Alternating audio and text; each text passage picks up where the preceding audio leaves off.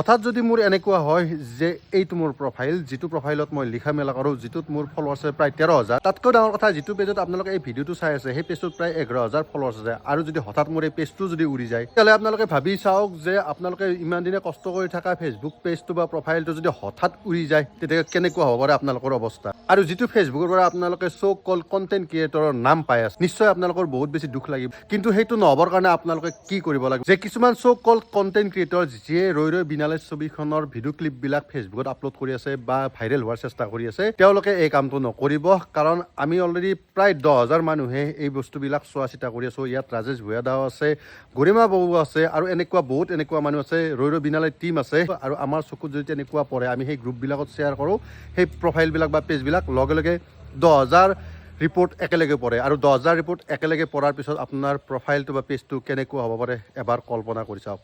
গতিকে এনেকুৱা কাম নকৰিব আৰু নিজৰ একাউণ্টটো বচাই ৰাখক। আৰু এই প্ৰসংগত আমাৰ গণেশ দাও কিবা এটা কথা কওক। আমাৰ অসমীয়াৰ হিয়াৰ আমাৰ জুবিন গাৰ্গ ডাঙৰীয়া যিখন শেষ ছবি ৰৈ ৰৈ বিনালে, সেই ছবিখন আজি 31 তাৰিখে ৰিলিজ হৈছে।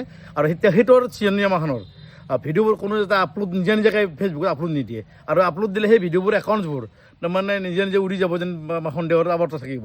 আৰু সেইকাৰণে সকলোকে মই অনুৰোধ, চিনেমাখন কোনে নিজাকৈ আপলোড নিদিব। লগতে এই ভিডিঅ'টো আপোনাৰ বন্ধুবৰ্গলৈ শ্বেয়াৰ কৰি দিয়ক, যাতে তেওঁলোকৰ এনেকুৱা অসুবিধা নহয়।